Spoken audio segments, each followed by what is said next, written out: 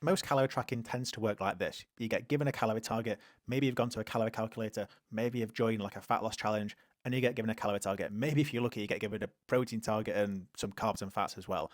And you try your best to stick to it. Some days you do hit that 1600, but often what comes with that is the mindset of like, if I go over that target, it's been a bad day. If I've gone under it, it's been a good day. And we can see how this can breed this almost like disordered relationship with tracking calories and also a pretty disordered relationship with fat loss and food as well.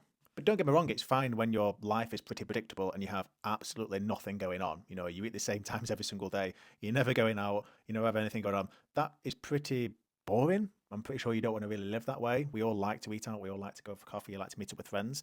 But we can see how this can cause a bit of difficulty, because if you don't have any other frameworks to be able to manage these little events, you're always going to feel like that you're failing because you're going to find it very hard to stick bang on 1600 calories every single day. This is a really, really simple reframe when it comes to calorie tracking. Instead of thinking of like rigid targets, like rigid calories, rigid protein, carbs and fats, start to think of your calories as more of a range. So instead of trying to hit bang on 1600 calories per day, try and work in a window of between 1500 to 1800 calories. Both are a calorie deficit, but you can see how it's just going to be quite helpful and more healthy to go within a bit of a window, because there's going to be some days that you're going to go over. There's going to be some days where you're going to go under. I like to explain it a little bit like when you spend money. We all don't spend the exact same amount of money every single day. We don't all spend exactly £15.40 every single day. Some days we spend more, some days we spend less, but ideally over the course of the weeks, we try and roughly spend the same amount on average, so we don't get into debt, if that makes sense. That's how I like to think about calories. And working in that range between like 1500 to 1800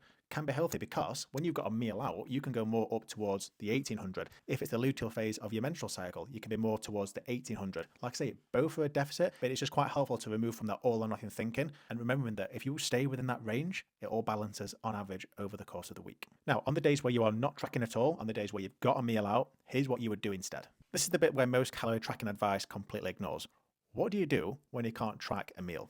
Like I say, most people stress about it and completely ignore it completely and just write it off. But there is a third option, a much better option. First, go a bit lighter during the day. A lighter breakfast and lunch, still focusing on protein and fiber and removing the afternoon snack. You're not starving yourself, you're just creating a bit more flexibility for the evening. Secondly, when it comes to the meal out in the evening, there's always going to be a range of different options from the menu.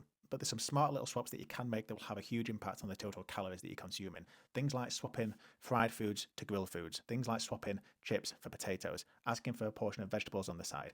Things like that all go a long way. But the biggest one is sticking to one main meal as opposed to a starter and a main and a dessert, or all three. A simple tool of sticking to the one plate rule, it's not really a rule, but you can always expect that one plate to be anywhere between 800 to 1200 calories. So you're going to be sitting within that 1000 calorie window. So if you're focusing on a lighter breakfast, a lighter lunch, still having protein and fiber, removing your afternoon snack, and you're roughly sticking to that one plate guideline, making those little swaps, that'll be more than enough to ensure that you stay consistent and stay aligned with your goals. You don't need to log it, just enjoy the meal, move on, and get back to your normal routines the next day. And that's a system that I've used with my own clients over the 10 years that have got results just like this.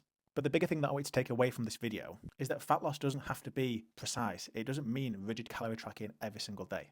The women that I work with, if they are tracking calories with myself, don't track perfectly every single day for weeks and months on end. They have other tools, systems and frameworks that allow them to not rely on calorie tracking. Daily range targets, weekly calorie targets, and other systems in place for social eating that doesn't rely on calorie tracking, that's the key recipe to in order to see consistent results with fat loss. The next video in this series is called What to Do When Life Goes Sideways, because let's be honest, life always gets in the way. I've never worked with anyone for a period of time that's never had something go on, a holiday, a weekend away, something stressful going on in their life. So it's important, again, you have the tools and the systems to be able to navigate that. I go a lot more deeper into the gear system and how you can design it yourself, so it's more practical and more concise that you can apply into your lifestyle. There it is. If you've got any questions, drop a question in the comments below, because I get back to every single one. Hope you enjoyed this video, and I will see you on the next one.